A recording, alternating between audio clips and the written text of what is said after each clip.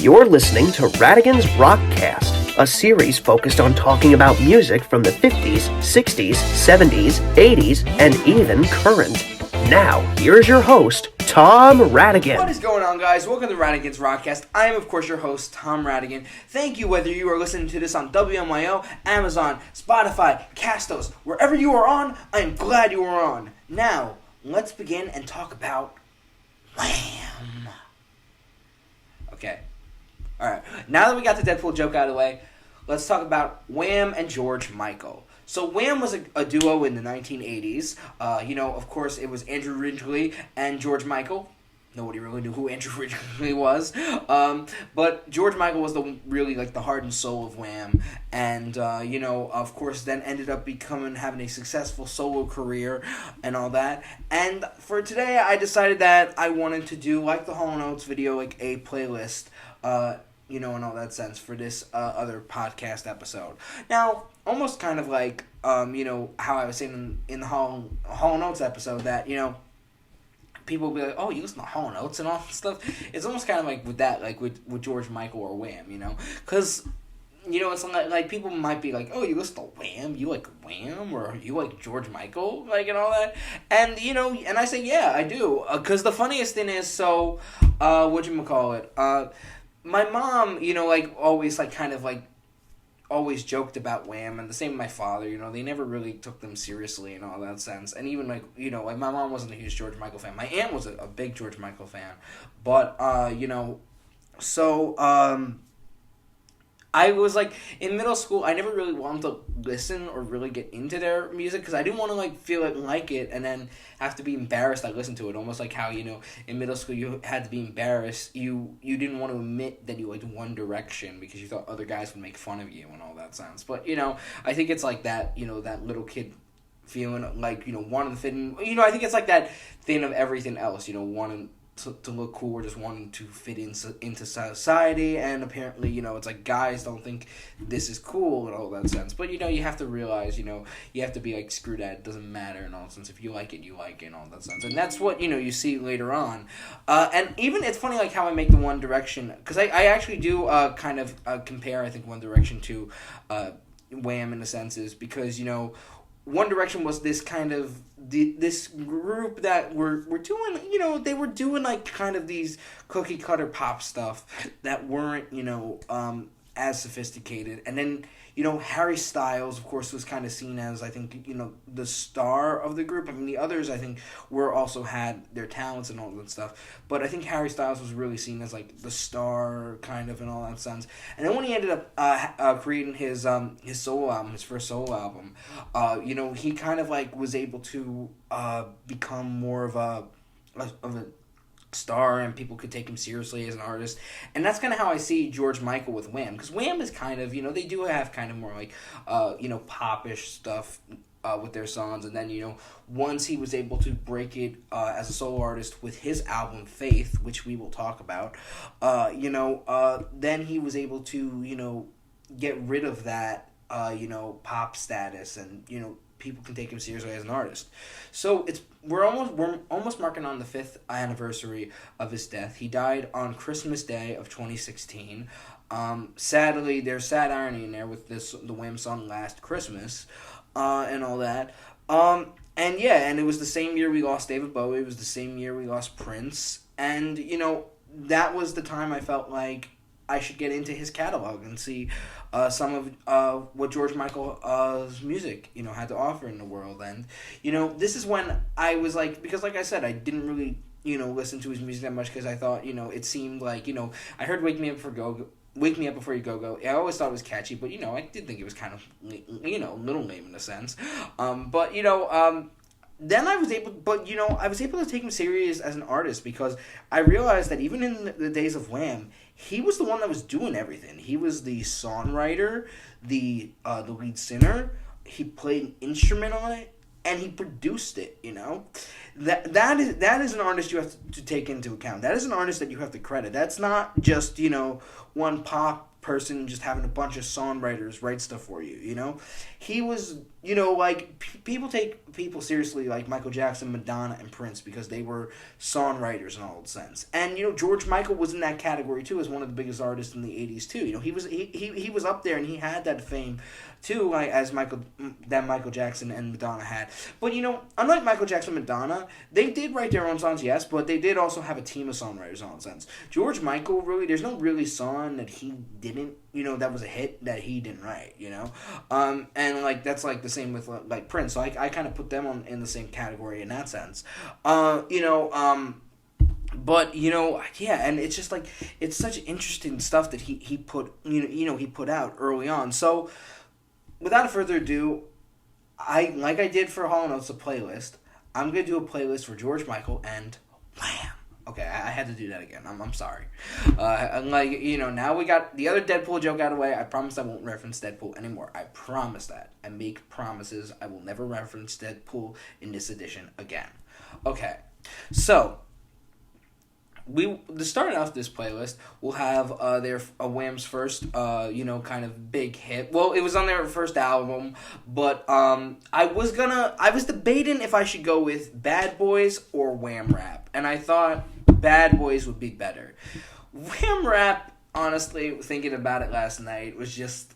It's too much of... Well, I listened to the song, I thought it's sort of like an interesting song, but it's so corny, it's so catchy, you're listening to George Michael rap, and as much as a good singer George Michael is, I'm not going to board at for people who want, because the idea of these playlists are for people to listen to and see who they are. If they don't know who Wham or George Michael are, then they can listen to this, and I just don't think that having that as the first song gives a good idea at all to what they do. But the funniest thing is, because Andrew Ridgeley is known as kind of not really doing that much with the group, and so in a music video like Wham Rap and the song Bad Boys that we're going to talk about, he's not doing, in the music videos, it's like he's just there. George Michael is doing all the work, and he's just, when they do dance moves, he's just standing there like an idiot, like a confused kid. Honestly, it's weird, when he's standing there, and and George Michael's doing all the singing. It's so strange. It's like he's like a mime in all that sense. It's weird, but Bad Boys I felt like was a great way to start off the playlist, because it goes off more about it's kind of like like I said, Wham did, even though George Michael did, was, the soul and, did a lot of the, was the backbone behind the group, they did have some songs that were a little bit corny and not so serious, but, it worked well, and this is kind of you could tell this is kind of like an anthem with him, I guess, not feeling that he fit in and all that sense. So it's this kind of people looking tough when they're not really tough, in all that sense. Almost like maybe a Michael Jackson bad kind of thing, and it's a Bad Boys stick together. I mean, the production on it is pretty good. I mean, it's a catchy tune. I do like the line "Dear Mama, you had plans for me, I was your only son," and then I'm 19 as you see, I'm handsome, tall, and strong. I feel like that's such a funny line, and I think it's just shows a lot of parent, kid rebellion and all that, and, of just, sticking with the wrong path, doing the wrong things, and, just, going on your own path and not going on the path that your parents want for you and all that. So, coming at number 2, we've got Club Tropicana, which is, I've always loved this song. I listen to this song when it's a hot summer day, when I'm, swimming in the pool. It's got that, I love the beat to it, too, and I love how it starts off, too. And, it's a very good party song. There's a music video for it too, the harmonies too, especially at the end, are good. I feel like these two songs are good to just start off who Wham are. It was their beginning, it was their kind of people were still trying to figure out who they were. These songs came out in 1983. I think they were recorded from the years of 1982 to 83 and all that. So then we're gonna be talking. So now we go into the songs that kind of made them like a big group on the planet, which was the album Make It Big. And Make It Big had songs like Wake Me Up Before You Go Go, Freedom, Everything She Wants, and the famous Careless Whisper. So we're starting off. I decided to start the playlist off with that songs because we have Bad Boys and Club Tropicana. For number 3, we've got Wake Me Up Before You Go Go. Now, I first heard this song when I was in camp when I was 7 years old. There was this thing called a variety show, which was funny because everybody did the same. Every camp group did the same exact thing, which was a dance routine. That's all it was. There was no variety show. But anyway, the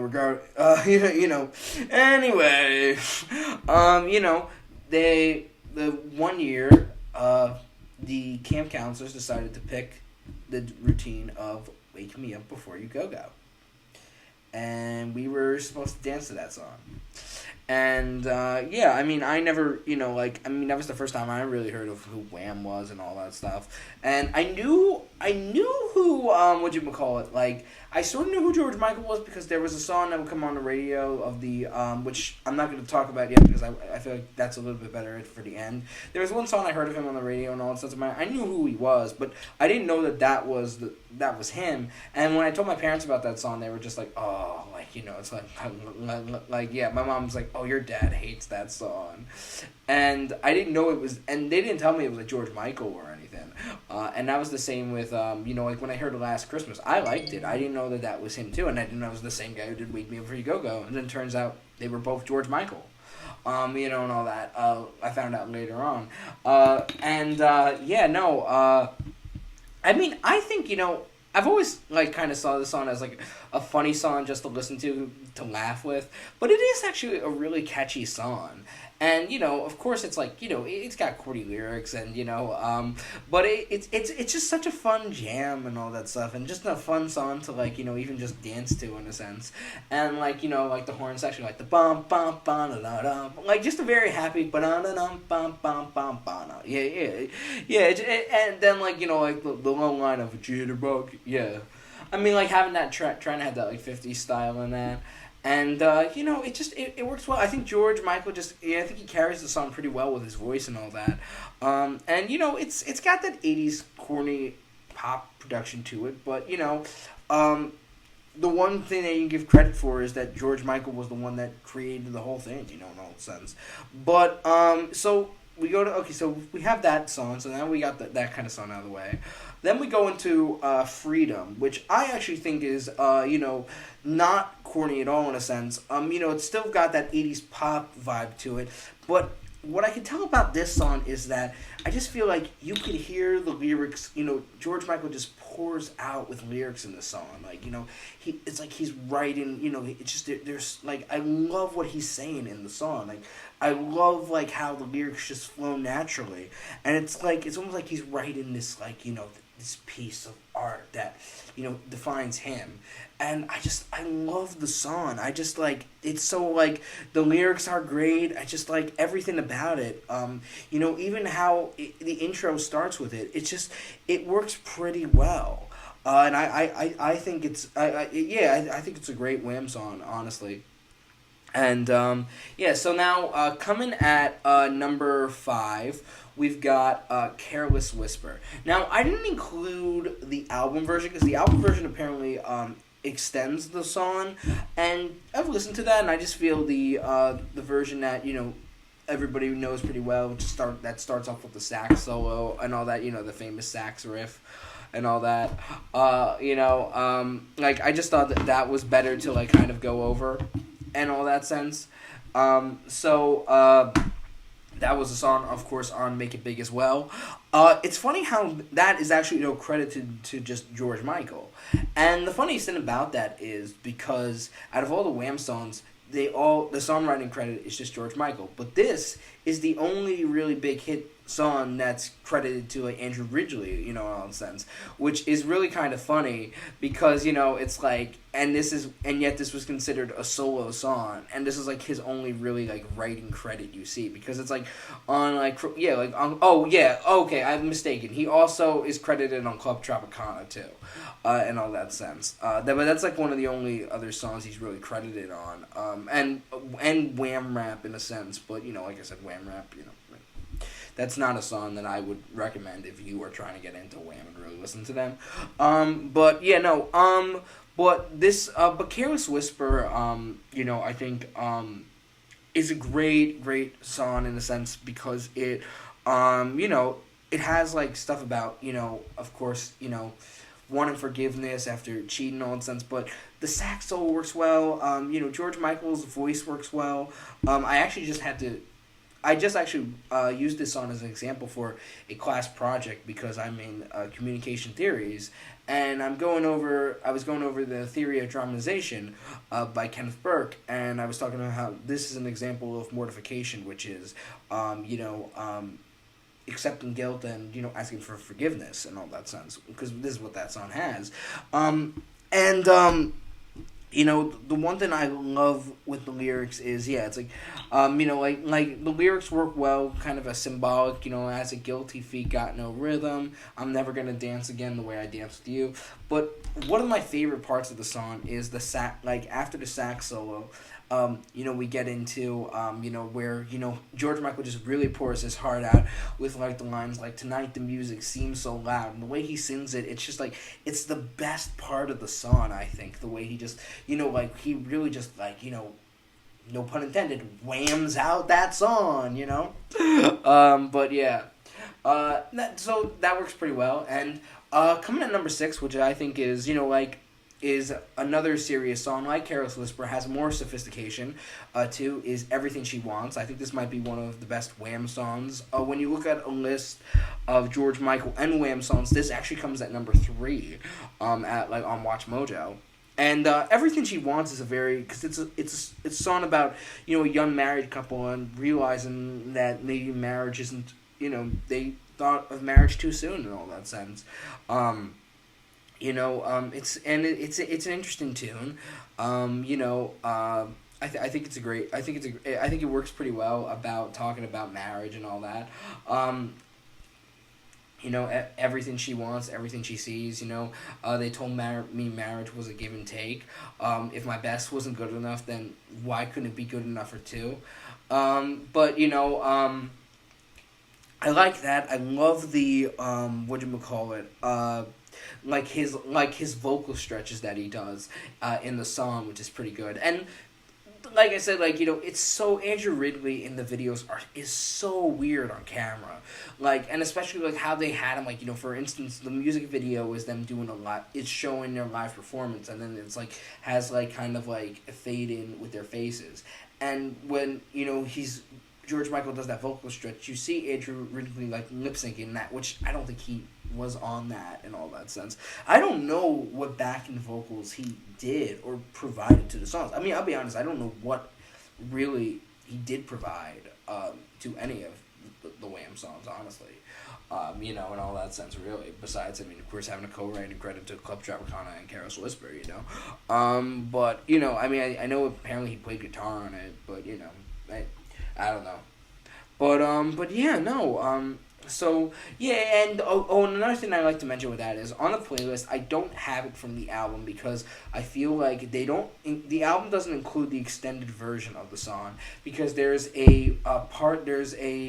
I think, was it the bridge or just there's a bridge there's a version in the bridge kind of that goes in which I love in the line, it's how can you settle for a boy like me when all I could see was the end of the week. And I just loved that. I love that line so much, and it's not in the original song. It's so great. It works so perfectly. So that's why I wanted to include that version, and all that. And yeah, so definitely it's one of the songs I highly recommend from Wham.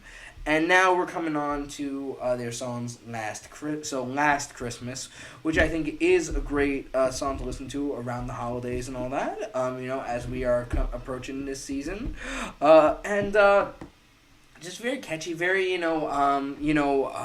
just it's got a good beat.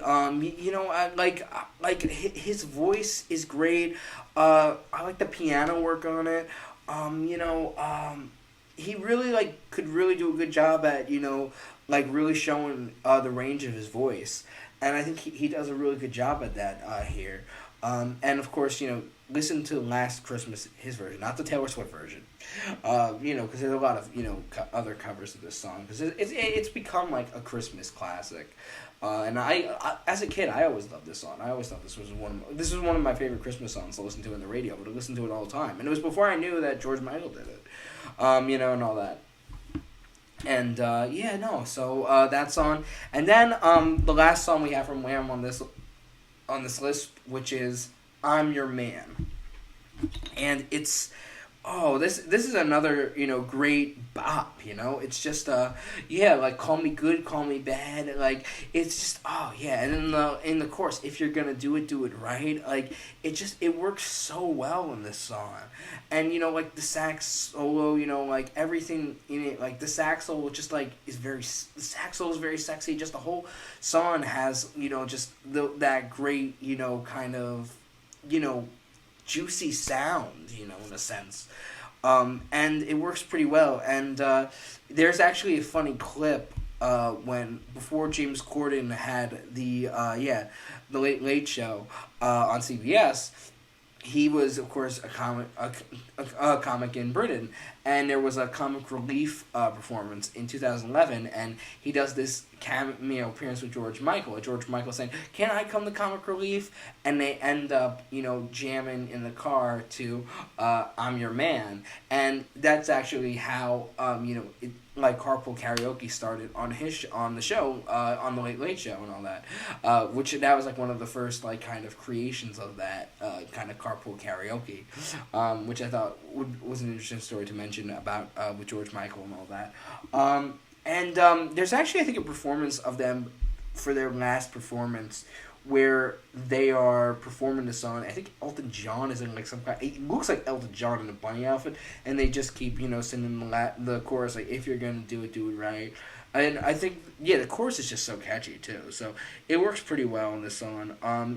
We're seeing really more of the change in George Michael's music, of how he just really can go and really lead, just really become really sophisticated. And all that. So I think that this song for that works pretty well. And so, once Wham broke up, George Michael was already sort of becoming, a star in himself without really the Wham identity. He was already, in 1984, he was on the thing for, a Live Aid, which was, Let Them Know It's Christmas Time. He was on that. And he was on that song. He sings the third verse.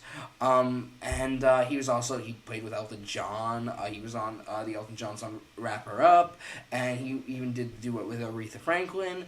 But then in 1987, he released his R&B, soul album, this, pop album, which was Faith. And this was kind of the album that made him a superstar, in a sense that, made his fame even higher than he already was. It showed that he didn't need Wham. It showed that he didn't have to please the critics and all that stuff. Because in this, he would get a lot of criticism for his music. And in this one, he just, he's basically screw it, and, just giving them all the middle finger, really, in these songs. And the album, these songs have such great production, too, and also too, like I say, there are some songs that have more extended versions with instrumental tracks and all that, and Faith, the song Faith itself, which I want to talk about, which I have that as how I start off the Faith years and the George Michael years, is with that song. because it's more of a 2-minute bop that has kind of that rockabilly style. In the music video, it's got that Elvis Presley kind of look of playing with the guitar, but it starts off with an organ solo of Freedom, and then it goes into the song.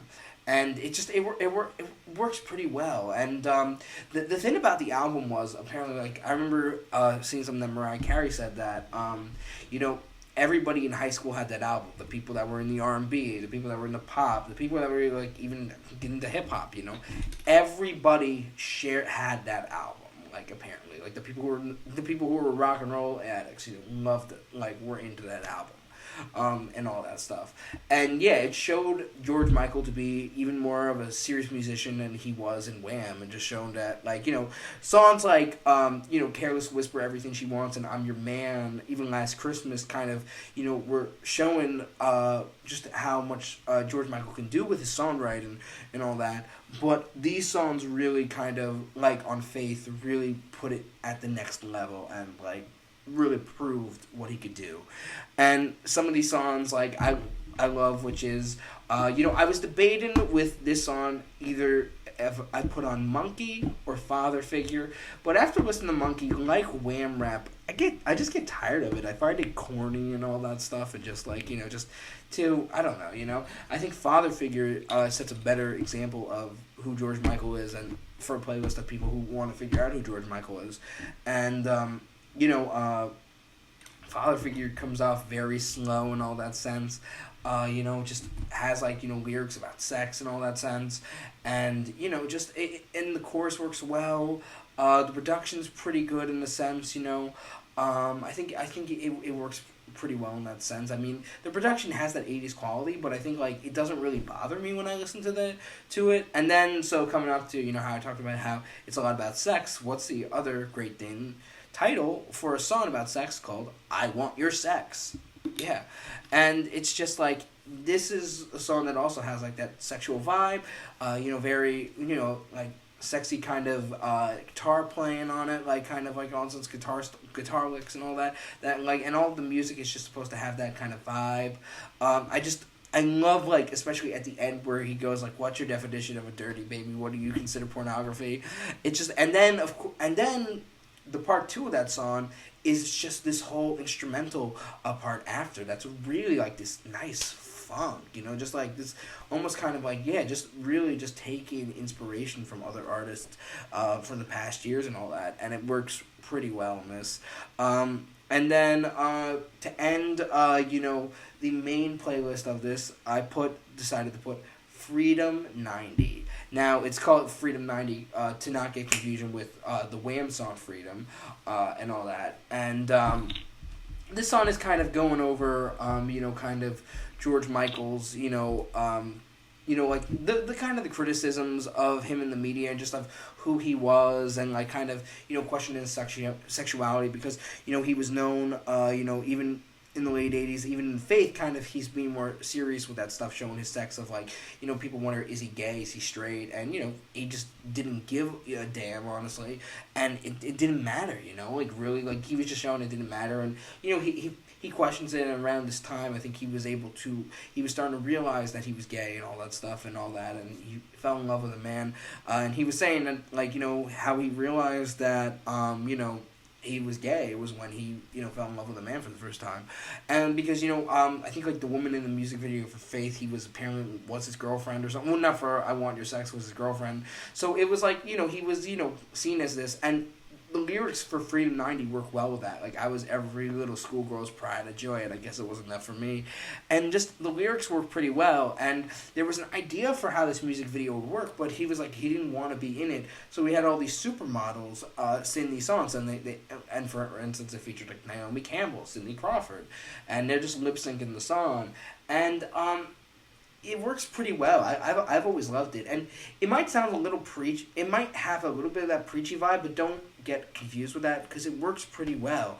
And, I think the thing about a lot of George Michael songs that I've talked about on this playlist have a lot of transitions and twists in how the music quality goes from, like, it might be soft and it might be fast, or it might be change in a different key and all that, and it all works pretty well in that. So that wraps up those songs that are on the list. Those 12 songs. So I've got two more songs that I would consider bonus, and I consider them bonus because they're live songs.